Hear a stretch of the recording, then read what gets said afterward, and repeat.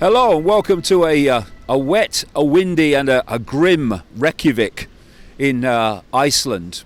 I'm in the square in front of the Parliament building where a lot of change has taken place in this country since 2008, financially and in terms of government personnel change, as a result of this square being filled with people protesting about situations they were saying, we're not having it. And it's been a place where we have seen the power of people coming together and saying enough when faced with the decisions of the few. But what I want to talk about briefly is still with government. What I witnessed on the hotel television this morning, watching the debate in the House of Commons in Britain about the attack in Parliament yesterday. It was a debate that followed a statement by the Prime Minister, Theresa May, on the background to what happened. Now, we don't know the full story, and anyone that has listened to governments explaining events and then seeing what really happened will know that it's right that we hold back and we don't accept the official story until it stands up to scrutiny.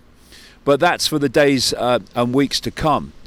The point I want to make is the stunning hypocrisy that I saw in that parliamentary debate.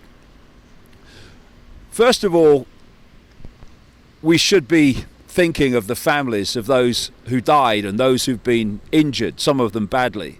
I mean, you cannot imagine the feelings today of the families of those people, including Keith Palmer, the police officer who died. And that's bad enough.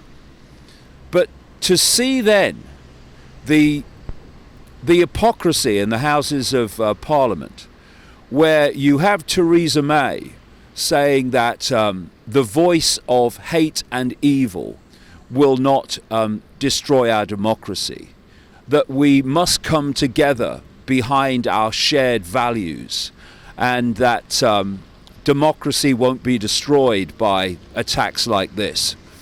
I mean, there's a number of things that come from that in terms of hypocrisy. First of all, terrorism has done enormous damage to democracy. It's no good hiding the fact and saying it won't. It has. And one of the things that can be shown in relation to that is the very Snoopers Charter that was orchestrated through Parliament by Theresa May, both as Prime Minister and before that as Home Secretary. This is a surveillance law that allows extraordinary levels of surveillance and powers to the security forces and the intelligence community to destroy privacy and watch everything that people do on the internet, including reading emails. It's no good saying that terrorism won't destroy our democracy when things like that have clearly done that and destroyed our privacy and our freedoms and increasingly freedom of speech. But then you hear about we must come together behind our shared values. I mean, it's breathtaking. This is the Parliament, this is the government, and these are the members of Parliament that have voted and supported military action in Afghanistan, in Iraq, in Libya, in Syria, that have killed, maimed, and destroyed the lives of millions of people. When I hear MPs and prime ministers talking about the fact that we won't bow to terrorism, I wonder what they thought was going through the minds of the men, women and children under those bombs, still under those bombs. coming from the sky from planes out of America and Europe. I wonder what the thousands of civilians who have died and been maimed for life by air attacks in Yemen by Saudi Arabia with technology and weaponry supplied by the United States and Theresa May's government. I wonder if they think they won't bow to terrorism. I wonder if they think they should come together behind the values of those that are ensuring those bombs are falling.